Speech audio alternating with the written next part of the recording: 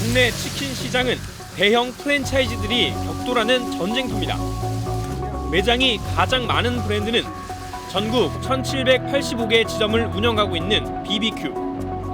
매출이 가장 높은 브랜드는 교촌입니다. 그런데 정작 이익을 가장 많이 남기고 있는 곳은 이 두 회사가 아닙니다. 매장 수와 매출 모두 2위인 BHC입니다. 매출 1위 교촌과 3위 BBQ의 영업이익은 400에서 500억 원 수준. 반면 BHC의 영업이익은 이 두 곳을 합친 것보다 많은 1,300억 원에 달합니다. 무려 32.4%의 영업이익률. 주 재료가 닭인 비슷한 사업을 하고 있는데 영업이익률은 두세 배 높은 겁니다. 비결은 뭘까? BHC 대표는 언론 인터뷰에서 이렇게 설명했습니다. 본부가 맛있는 메뉴를 광고 홍보 마케팅을 충분히 해주면 이제 가맹점의 역할이 그 다음에 이제 우리 가맹점의 역할입니다. 본부와 가맹점의 역할을 충실히 했던 게 작년에 우리 매출의 고성장의 주 원동력이라고 생각을 하고 있습니다. 프랜차이즈 사업은 본사가 가맹점으로부터 가맹비를 받고 브랜드와 운영 노하우를 전수하는 동시에 광고 판촉 활동을 하고 가맹점은 이런 브랜드를 등에 업고 영업을 하는 모델입니다. 가맹점은 닭고기, 기름, 반죽에 들어갈 양념 등의 필수 물품도 본사로부터 의무적으로 구매해야 합니다. 어느 지점에서든 같은 맛을 유지하기 위해서입니다. 최근 들어선 이 필수 물품 유통이익이 가맹비를 제치고 프랜차이즈 본사의 주 수익원으로 자리 잡았습니다. 예를 들어 닭고기 원육을 5,000원에 들여와 가맹점에 6,000원에 팔면 본사는 중간에서 1,000원을 남기는 겁니다. 업계에선 이 유통 수익을 차액 가맹금이라고 부릅니다. 2020년을 기준으로 BHC 가맹점의 매출에서 본사가 가져가는 차액 가맹금이 차지하는 비중은 평균 18%. 경쟁사보다 4%포인트 이상 높습니다. 가맹점 한 곳당 1년에 9,800만 원이 BHC의 이익으로 흘러 들어가고 있다는 뜻입니다. 게다가 BHC는 지난해 3월 양념 소스 등을 시작으로 10월 고올레산 해바라기육까지 6차례 재료값을 인상했습니다. 가맹점주들의 불만이 커졌습니다. 그러자 BHC는 8년 만에 치킨 가격 인상을 단행하며 달래기에 나서는 듯 했습니다. 하지만 곧바로 51개 핵심 품목 가격을 최대 14.5% 인상했습니다. 15kg 해바라기유 한 통 가격은 9만 원까지 올라갔습니다. 다른 업체의 해바라기유보다 30% 이상 비쌉니다. 작년까지 정말 힘들었거든요. 마진도 거의 없다 생각했는데 올해돼서 이제 올려주니까 몇십 주 좀 낫겠구나 생각했는데 뭐 거기다 대고 또 식용유값 이런 걸 너무 많이 올려버리니까 내가 똑같다 이런 느낌이 드는 거죠. BHC 측은 영업이익률과 차액 가맹금에 대한 스트레이트의 질문에 MBC PD 수첩과 소송 중인 사건이 진행 중이며 그와 비슷한 건으로 판단되어 정중히 답변을 하지 않겠다고만 밝혔습니다. 한 BHC 점주는 해바라기유 가격을 올리겠다는 본사의 통보에 미리 200통, 300통을 사재기하는 게 현실적인 대응책이었다라고 말했습니다.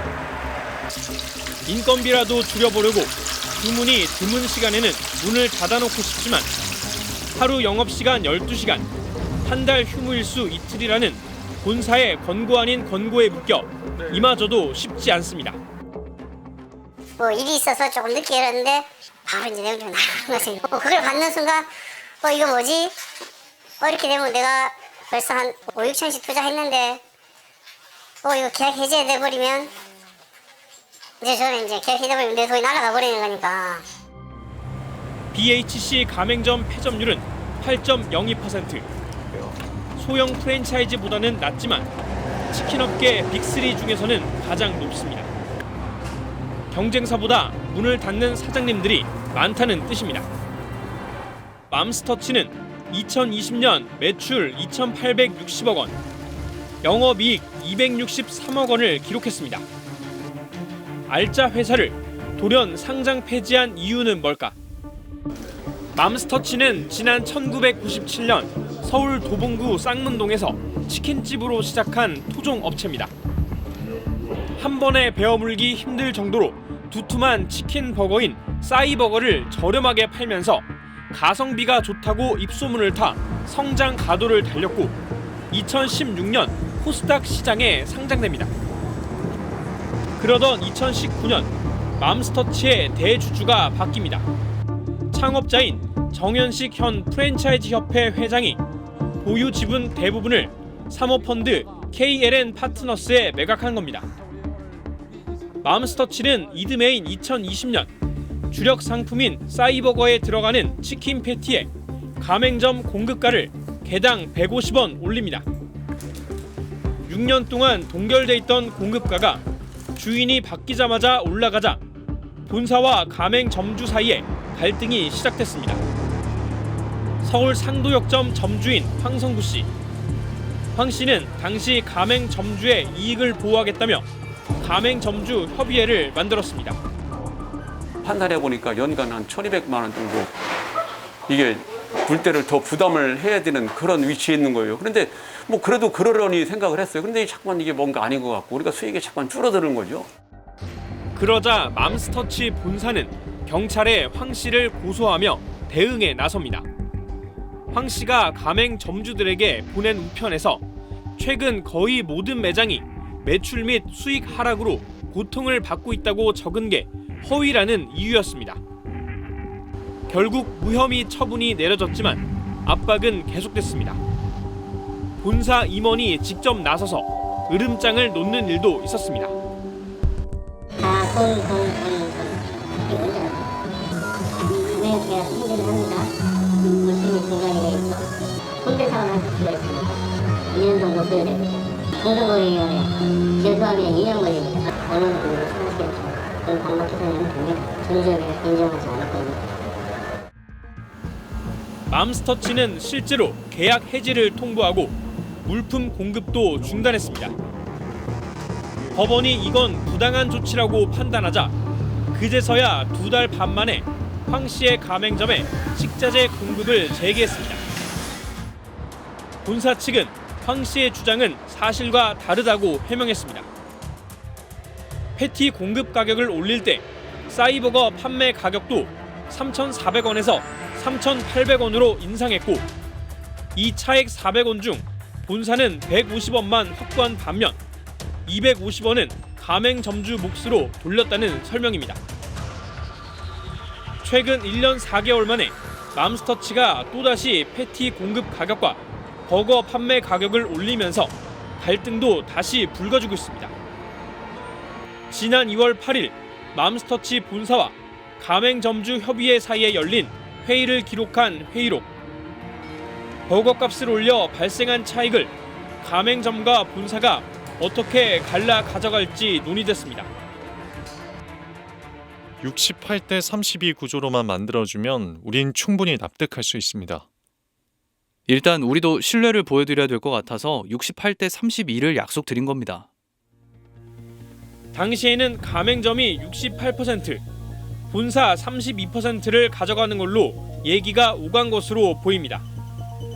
그런데 막상 가격이 오르고 손익을 따져보니 가맹점 몫은 60%였습니다. 가맹점주 협의회는 본사가 약속을 어겼다고 주장하고 있고 맘스터치 측은 해석에 오류가 있었으나 이를 발견한 즉시 60대 40으로 바꾸기로 합의했다고 반박합니다. 가맹점주들과의 갈등이 재현되고 공정위 조사까지 받게 된 맘스터치. 악재가 겹친 상황에서 갑자기 상장 폐지 결정까지 나온 겁니다. 주식시장에 남아있으면 가맹점주들과의 갈등이 주가 하락을 불러와 향후 매각 가격에도 부정적인 영향을 줄 수 있습니다. 그래서 일반 투자자들의 관심에서 멀어지고 시장의 정보를 덜 공개해도 되는 상장 폐지를 택한 것으로 전문가들은 분석하고 있습니다. 사모펀드는 사실 뭐 장기적으로 계속 소유하려고 하는 것이 아니기 때문에 나중에 이제 매각을 해야 되겠죠.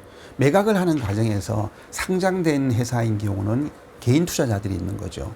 개인 투자자들의 여러 가지 의견이라든가 문제 제기를 또 개인 투자자들의 보호를 해줘야 되거든요. 이런 측면에 상당히 부담이 있을 수가 있다.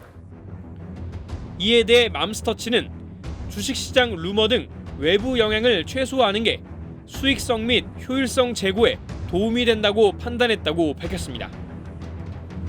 아울러 투자금 회수를 염두에 두고 상장 폐지를 추진했다거나 일방적으로 사업을 진행하기 위함이라는 악의적인 해석도 있지만 이는 사실과 다르다고 반박했습니다. 지난 수요일 공정거래위원회가 16개 닭고기 신선육 업체에 1,758억 원의 과징금을 부과했습니다. 지난 2005년부터 무려 12년 동안 닭고기 가격을 담합해온 게 확인됐습니다. 해당 업체들은 달걀을 폐기하고 병아리를 죽여 닭 개체수를 조절하거나 일부러 닭고기를 냉동 비축하면서 시장에 풀리는 공급량을 줄이는 방식으로 닭고기 가격을 밀어올렸습니다. 가장 많은 과징금을 부과받은 곳은 하림. 그런데 두 번째로 많은 과징금을 부과받은 곳의 이름은 좀 낯섭니다. 올품. 바로 하림 창업자 김홍국 회장의 아들 김준영 씨가 100% 소유하고 있는 회사입니다. 국내 닭고기 시장을 쥐락펴락하고 있는 하림그룹. 현재 지주사인 하림지주 아래 닭고기 전문 하림, 돼지고기 사업을 하는 선진, 해운선사 페노션 등이 있는 자산 규모 13조, 재계 순위 31위의 기업 집단으로 성장했습니다. 그런데 특이하게도 하림지주 위로 또 회사가 있습니다. 앞서 등장한 올품과 올품의 자회사 한국인베스트먼트입니다. 명목상 지주사가 있지만 실질적으로 그룹을 지배하는 건 김홍국 회장의 아들 회사인 올품인 셈입니다. 이 올품은 지난해 공정위의 또 다른 조사에도 적발된 적이 있습니다. 일감 몰아주기 때문입니다. 김홍국 회장은 지난 2011년 아들 준영 씨에게 올품 지분 100%를 증여했습니다. 이후 하림 계열 양돈 농장 5곳이 동물약품을 올품을 통해 구매하기 시작했습니다. 단가는 시중가보다 14% 더 비쌌습니다. 하림 계열 사료회사 3곳도 올품을 통해 사료 첨가제를 구매했습니다. 그게 소위 말하는 통행세죠. 이런 것들을 막 그 올품이라서 취하고 그다음에 100% 그 장남이 가지고 있기 때문에 그 다 장남의 주머니로 들어가게 되는 겁니다. 계열사들이 일감을 몰아주며 올품의 매출은 갑자기 껑충 뛰었고 준영 씨는 가치가 오른 올품 지분 일부를 유상 감자 형식으로 처분해 증여세를 내는 데 썼습니다. 경쟁이 치열해지면서 치킨 프랜차이즈 점포당 매출은 1년 사이 3.5% 줄어들어 1억 9,900만 원 수준으로 감소했습니다. 게다가 닭고기와 기름 등 원부자재 값과 배달 플랫폼 비용, 임대료와 인건비까지 가맹점 수익 구조는 점점 악화되고 있습니다. 과거 프랜차이즈 본사들은 창업 초기 거액의 가맹비를 받는 경우가 많았습니다. 그러다 보니 가맹비만 챙긴 뒤 브랜드를 방치해버리거나 심지어 돈을 빼돌려 달아나는 사건도 심심치 않게 발생했습니다. 이런 굴곡을 거치면서 본사가 초반에 큰 돈을 받기보다는 지속적으로 브랜드 관리를 하는 방향이 자리를 잡긴 했습니다. 하지만 이제는 가맹점마다 동일한 품질을 유지하기 위한 명목으로 본사로부터 구매해야 하는 필수 물품 가격이 문제가 되고 있습니다. 필수 물품으로 지정된 원재료들이 너무 많고 여기에 붙는 마진도 과도하다는 지적입니다. 필수물품 규정이 정의도 그렇고 범위도 그렇고 좀 약간 모호하고 추상적이거든요. 그러다 보니까 대부분 본사들이 이건 필수물품이야. 그래서 이제 불공정 행위가 아니기 때문에 이제 구입을 좀 강제하게 되고 그러다 보니까 점주님들은 이제 거기에 대해서 어쩔 수 없이 따르게 될 수밖에 없는. 미국은 이미 1970년대 필수 물품을 강요해 돈을 벌던 프랜차이즈 업계에 제동을 걸었습니다. 치킨 딜라이트란 프랜차이즈가 식자재는 물론 조리 도구까지 본사에서 공급받을 것을 강요했다가 반독점법으로 제재를 받은 겁니다. 당시 치킨 딜라이트는 자동차에 타이어를 결합해 판매하는 것에 반독점법을 적용할 거냐고 반발했습니다. 그러나 법원은 주방 기구나 양념은 설명서로 충분하다며 끼워 팔기로만 품질이 유지될 수 있다는 주장은 용납되기 어렵다고 판단했습니다. 이 판결 이후 미국에서는 필수 물품을 줄이고 대신 가맹점 매출에 비례해 본사에 로열티를 지불하는 방식이 자리를 잡았습니다. 서브웨이라든지 버거킹, 던킨, KFC 이런 유명 브랜드들이 대다수 이제 구매협동조합 플러스 로열티 구조로 지금 운영을 하고 있습니다. 우리도 이제 조금 연구개발에 집중을 해서 로열티 위주로 가는 게 맞지 않나 싶습니다. 공정위는 지난 2019년 상생 발전을 유도하는 방법으로 로열티 구조 전환을 제시했고 인센티브도 주겠다고 약속했습니다. 하지만 지금까지 로열티 방식을 새로 적용한 가맹 본사는 10여 곳에 그치고 있습니다. 가맹 점주들은 로열티 방식으로의 전환 못지않게 당장 가맹 본사의 갑질을 막을 대책이 시급하다고 입을 모읍니다.